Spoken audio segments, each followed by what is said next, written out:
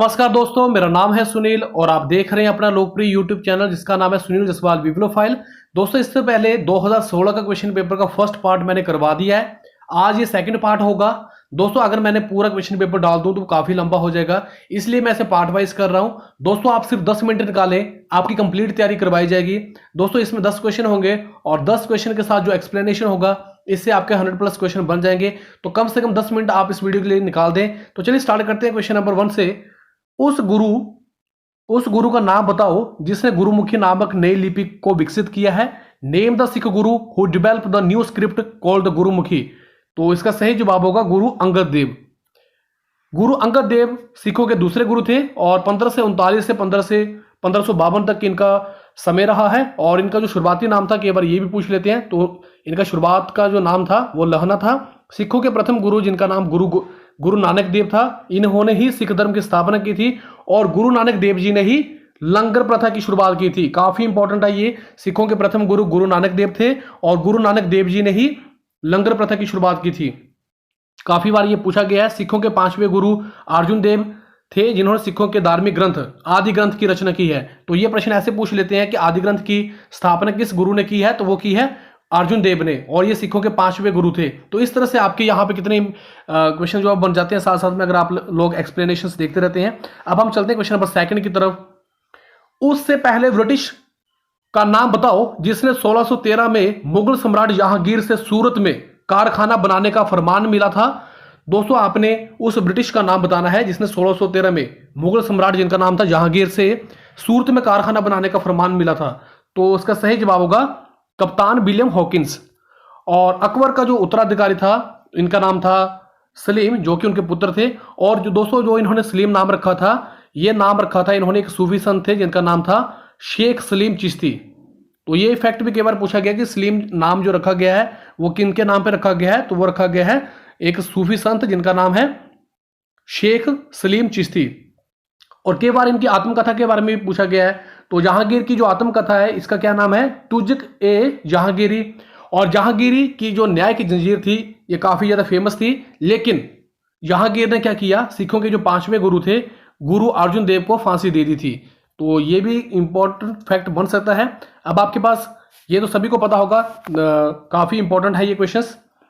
तृतीय पानीपत संग्राम के समय मराठा सेना का नेतृत्व किसने किया था, तो ये किया था सदाशिव राव वाव के द्वारा। सदाशिव राव वाव के द्वारा पानीपत की जो तीसरी लड़ाई हुई थी इन्होंने मराठा सेना का नेतृत्व किया था। लीडरशिप में ये थे। मराठा साम्राज्य के जो संस्थापक थे वो शिवाजी थे।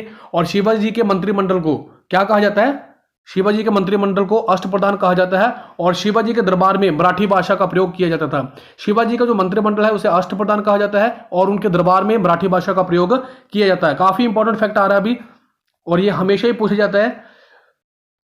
पानीपत का प्रथम युद्ध कब हुआ था, दोस्तों ये तो सभी याद रख लेते हैं कि 1526 से, लेकिन इसकी पूरी डेट याद रखना जरूरी है। तो पानीपत का जो पहला युद्ध हुआ था वो 21 अप्रैल 1526 में हुआ था। और ये किसके बीच में हुआ था, ये बाबर और इब्राहिम लोदी के बीच में हुआ था, जिसमें कि बाबर की जीत हुई थी। जो पानीपत की दूसरी लड़ाई थी इसकी डेट भी आप लोग याद रख लें, क्योंकि पानीपत की लड़ाइयां हमेशा ही पूछे जाती हैं कंपटीशन एग्जाम में। तो पानीपत की जो दूसरी लड़ाई थी वो 5 नवंबर 1556 ईस्वी में अकबर और हेमू के बीच में हुई थी। नेक्स्ट क्वेश्चन की तरफ चलते हैं। क्वेश्चन नंबर 4 आपके पास। किस बैठक में कांग्रेस के 2 पक्ष मिताचारी और उग्रवादी में बंटा था। दोस्तों, कांग्रेस का ऐसा कौन सा अधिवेशन हुआ था जिसमें कांग्रेस जो है वो 2 भागों में बंट गई थी, जिसमें आपने पढ़ा होगा नरम दल और गरम दल के बारे में। तो इसके बारे में देखेंगे दोस्तों मैं यहाँ पे आपको बताना चाहता हूँ, ये प्रश्न काफी इंपॉर्टेंट है। अगर आपके पास 2016 का क्वेश्चन पेपर है तो अभी आपके लिए बहुत ज्यादा आसान होने वाला है, और प्रीवियस ईयर क्वेश्चन पेपर भी काफी इंपॉर्टेंट होते हैं। तो दोस्तों, जो कांग्रेस का जो अधिवेशन हुआ था, सूरत का अधिवेशन, इसमें कांग्रेस जो है वो 2 दलों में बंट गई थी। और जो 2 दल थे, गरम दल और नरम दल। और दोस्तों, ये कांग्रेस का जो अधिवेशन हुआ था 1907 में हुआ था। इसका जो मुख्य कारण था स्वदेशी आंदोलन को चलाने के तरीके से था, और इसका जो दूसरा कारण था वो अध्यक्ष बनाने को भी था। नरम दल वाले अपने नेता को सपोर्ट कर रहे थे कि इन्हें अध्यक्ष बनाया जाए, और गरम दल वाले अलग से सपोर्ट कर रहे थे। तो ये भी इनका सबसे बड़ा कारण था कि कांग्रेस जो उनका विभाजन हो गया। लेकिन जो लखनऊ का अधिवेशन हुआ था 1916 में, उसमें कांग्रेस के दोनों दल जो थे उनमें एकता हो गई थी। और इसी अधिवेशन में, काफ़ी इंपॉर्टेंट है ये, इसी अधिवेशन में जो लखनऊ का समझौता हुआ था उसमें मुस्लिम लीग ने कांग्रेस के साथ मिलकर संयुक्त समिति की स्थापना भी की थी। मतलब जब 1916 का जो लखनऊ समझौता हुआ था उसमें सारी, चाहे वो कांग्रेस के जो जिसमें दो दल में वो बंट गए थे, वो इकट्ठे हो गए, मुस्लिम लीग भी आपस में इकट्ठे हो गए, तो ये काफ़ी अच्छा था उसमें। अब आपके पास क्वेश्चन नंबर 5, 1857 का विद्रोह कहां शुरू हुआ था? दोस्तों मैं यहां पे आपको एक चीज बताना चाहता हूं, अगर आप इन वीडियो को, जो लास्ट के क्वेश्चन पेपर अगर आप इनको कर लेते हैं तो जो अब आपके पास नेक्स्ट पेपर होगा आपका, तो वहां पे बहुत ज़्यादा हेल्पफुल रहेगा। इसके लिए आपको खुद रिसर्च करनी पड़ेगी, इससे बेटर है कि आप इस वीडियो को 10 मिनट तक देख लें। तो 1857 का जो विद्रोह हुआ था वो मेरठ में हुआ था। और दोस्तों यहाँ पे मैं बताना चाहता हूँ, जो मेरठ की शुरुआत, जो युद्ध स्टार्ट हुआ था, इसकी पूरी डेट याद रखना जरूरी है। तो ये 10 मई 1857 ईस्वी को हुआ था और इसकी शुरुआत मेरठ में हुई थी। इसका जो सबसे बड़ा कारण था अंग्रेजों की फूट डालो और शासन कुरे की नीति थी, रूल एंड डिवाइड। इन्होंने क्या किया, जो अंग्रेज थे इन्होंने सबसे बड़ा कदम जो उठाया, इन्होंने क्या किया, हिंदुओं को गाय की चर्बी और जो मुसलमान थे उनको सूअर की चर्बी लगे कारतूस प्रयोग करने के लिए दिए गए। लेकिन जो गाय है वो हिंदुओं की सबसे बड़ी, एक तरह से हिंदुओं के लिए पूजनीय है, और जो सूअर है वो मुसलमानों के लिए पूजनीय है। तो जिसकी वजह से उन्होंने फूट डालने की कोशिश की, लेकिन हिंदुओं ने भी इसका विरोध किया और मुसलमानों ने भी इसका विरोध किया। तो जो शुरुआत हुई थी, मंगल पांडे नाम एक सैनिक थे, इन्होंने इसका विरोध कर दिया, इन्होंने कारतूस प्रयोग करने से मना कर दिया और इन्हें इसी वजह से 8 अप्रैल 1857 ईस्वी को फांसी दे दी गई। जब इनको फांसी दी गई तो 1857 का जो विद्रोह था वो काफ़ी उग्र हो गया और जिसकी वजह से ये पूरे देश में फैल गया। अब हम बात करते हैं क्वेश्चन नंबर 6 की। भगत सिंह, सुखदेव और राजगुरु पर किस ब्रिटिश अधिकारी की हत्या का अभियोजन चलाया गया था? तो दोस्तों भगत सिंह, सुखदेव और राजगुरु ने जेपी सॉन्डर्स की हत्या कर दी थी और इसी वजह से इन पर अभियोजन चलाया गया था। लेकिन दोस्तों भगत सिंह ने जो हत्या की थी सॉन्डर्स की, ये कब की थी? तो ये की थी 1928 में। और केंद्रीय विधानसभा में काफ़ी बार पूछा गया, केंद्रीय विधानसभा में जो इन्होंने बम फेंका था 1929 में फेंका था और इसका सिर्फ एक ही मकसद था कि देश की जनता को जगाना, किसी को नुकसान पहुंचाना नहीं था। और पंजाब नौजवान सभा, भारत सभा कब बनाई गई थी? तो ये भी 1929 में बनाई गई थी। दोस्तों यहाँ पे देखिए, आप लोग देख सकते हैं कि हमें आज़ादी किस तरह से मिली है और हमारे जो क्रांतिकारी हैं उन्होंने हमारे लिए कितना सेक्रीफाइस किया है। जतिन दास थे, इनकी मृत्यु 1929 में हो गई थी और इन्होंने जेल में 64 दिन की भूख हड़ताल की थी। हम लोग एक दिन भूखा नहीं रह सकते हैं और इन्होंने 64 डेज इन्होंने भूख हड़ताल की है। तो आप लोग इस आज़ादी का फ़ायदा उठाएं और उन शहीदों को भी याद करें जिन्होंने देश की आज़ादी के लिए इतना सारा योगदान दिया है। दोस्तों जलियांवाला बाग हत्याकांड के आरोपी, जलियांवाला बाग हत्याकांड 13 अप्रैल 1929 को हुआ था अमृतसर में और इसका जो आरोपी था, मेन जो जिन्होंने ये करवाया था वो थे सर माइकल जनरल ओडायर। और इनकी हत्या, जो जलियांवाला बाग हत्याकांड हुआ था उसका बदला लेने के लिए उधम सिंह नाम के क्रांतिकारी थे, इन्होंने लंदन में जाके 1940 में इनकी हत्या कर दी थी। अब आपके पास क्वेश्चन नंबर 7 दिया गया है, किस वर्ष में क्रिप्स मिशन भारत का आगमन हुआ था? जो क्रिप्स मिशन था वो भारत में कब आया था? तो इसका सही जवाब होगा 1942 में। और भारत छोड़ो का प्रस्ताव जो कांग्रेस द्वारा कब किया गया था? 8 अगस्त 1942 को। 9 अगस्त 1942 को महात्मा गांधी और अन्य कांग्रेस नेताओं को गिरफ्तार कर लिया गया और 9 मई 1944 को 1944 को महात्मा गांधी जी को जेल से छोड़ दिया गया था। अब क्या हुआ, 9 अगस्त 1942 को महात्मा गांधी और जो कांग्रेस के नेता थे इनको गिरफ्तार कर लिया गया, लेकिन 9 मई 1944 को 1944 को महात्मा गांधी को जेल से छोड़ दिया गया। अब यहां पे भी कुछ इंपॉर्टेंट फैक्ट है। 15 फरवरी 1946 को कैबिनेट मिशन भारत भेजने की घोषणा की गई थी और 24 मार्च 1946 को कैबिनेट मिशन दिल्ली पहुंचा था। ये आपको याद रखना जरूरी है कि कैबिनेट मिशन दिल्ली में कब पहुंचा था?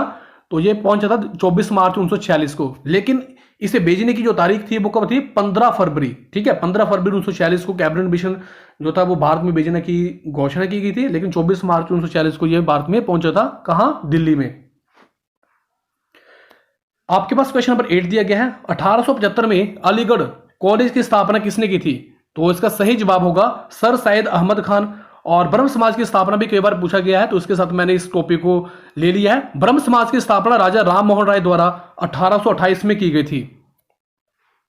और ब्रह्म समाज के साथ कई बार आर्य समाज की स्थापना पूछी जाती है, तो आर्य समाज की स्थापना स्वामी दयानंद सरस्वती द्वारा 1875 ईस्वी में की गई है। सत्यशोधक समाज की स्थापना ज्योतिबा फुले द्वारा 1873 में की गई है। तो ये तीनों जो मैंने यहाँ पे स्थापना बताई है, चाहे वो ब्रह्म समाज की 1828 हो, आर्य समाज की 1875 हो, सत्य शोधक समाज की 1873 हो, इन सभी के बारे में मैंने आपको बता दिया है, काफी इंपॉर्टेंट है। अब आपके पास आ रहा है क्वेश्चन नंबर 9, विधवा पुनर्विवाह अधिनियम 1856 में किसकी कोशिश की वजह से पारित किया गया था? किसने सबसे ज्यादा प्रयास किया था इसके लिए? तो वो थे ईश्वर चंद्र विद्यासागर। दोस्तों ईश्वर चंद्र विद्यासागर का जो जन्म है ये 1820 में एक ब्राह्मण परिवार में हुआ था। और दोस्तों ये काफ़ी ज़्यादा संस्कृत में काफ़ी ज़्यादा होशियार भी थे। और ईश्वर चंद्र विद्यासागर ने बांग्ला भाषा के डेवलपमेंट के लिए बहुत ज़्यादा योगदान दिया है। और इसी वजह से इनको क्या कहा जाता है? आधुनिक बांग्ला का प्रणेता। ठीक है, आधुनिक बांग्ला का प्रणेता भी ईश्वर चंद्र विद्यासागर जी को कहा जाता है। दोस्तों ये विद्यासागर की जो उपाधि इनको दी गई है, ये 1851 में संस्कृत कॉलेज के जब प्रिंसिपल थे तो वहां पे इनको काम करते हुए जब ये वहां पे प्रधानाचार्य थे तो इनको विद्यासागर की उपाधि दी गई थी। आज का हमारे पास लास्ट प्रश्न। दोस्तों इसका पीडीएफ मैं आपको डिस्क्रिप्शन बॉक्स में प्रोवाइड करवा दूंगा, तो जिससे कि आपकी तैयारी जो अब अच्छे तरीके से हो जाए। दोस्तों आप ये वीडियो उन लोगों तक पहुंचाएं जिनको एजुकेशन की बहुत ज़्यादा जरूरत है। और दोस्तों इस चैनल को अगर आप लोगों ने सब्सक्राइब नहीं किया है तो चैनल को सब्सक्राइब करें, मैं इससे भी बेटर वीडियो लाने की कोशिश करूंगा। और दोस्तों आप अपने राय कमेंट बॉक्स में जरूर बताएं, क्योंकि वहां से मैं फीडबैक लेता हूं और अपनी वीडियो को इंप्रूव करने की कोशिश करता हूं। अब आपके पास क्वेश्चन नंबर 10 दिए गए हैं। किस राष्ट्रीय आंदोलन के दौरान गढ़वाल के सैनिकों ने पेशावर के लोगों पर गोली चलाने से इनकार कर दिया था? तो ये आपके पास आंदोलन था नागरिक आज्ञा उल्लंघन आंदोलन था। इसके साथ दूसरे आंदोलन भी देख लेते हैं, काफी बार पूछे जाते हैं। असहयोग आंदोलन की शुरुआत महात्मा गांधी द्वारा की गई थी और ये इसकी डेट याद रख ले, इसकी डेट थी 1 अगस्त 1920 को। भारत छोड़ो आंदोलन का जो प्रस्ताव था वो 8 अगस्त 1942 को पारित किया गया था। और ये किसके द्वारा पारित किया गया था? महात्मा गांधी के द्वारा ये आंदोलन की शुरुआत की गई थी। सविनय अवज्ञा आंदोलन की शुरुआत 6 अप्रैल 1930 को की गई थी। चंपारण सत्याग्रह। दोस्तों चंपारण सत्याग्रह, ये मैंने जो ऑप्शंस हैं इस क्वेश्चंस के वो मैंने लिए हुए हैं। चंपारण सत्याग्रह जो था वो किसानों द्वारा चलाया गया था और इसका नेतृत्व जो किया था महात्मा गांधी के द्वारा किया गया था। इसका सबसे बड़ा कारण था कि नील की खेती। दोस्तों नील की खेती करने के कारण किसानों को बहुत ज्यादा नुकसान हो रहा था, इसलिए चंपारण सत्याग्रह आंदोलन चलाया गया। और ये कब चलाया गया था? 1917 को। दोस्तों ये था आज का वीडियो। मुझे उम्मीद है कि आपको ये पसंद आया होगा। दोस्तों अगर आप लोग कुछ चाहते हैं कि इसमें कुछ चेंज किया जाए, आप अपनी राय कमेंट बॉक्स में जरूर बताएं। आप लोगों ने मुझे इतना समय दिया, आप सभी का बहुत बहुत धन्यवाद। थैंक यू वेरी मच दिल से।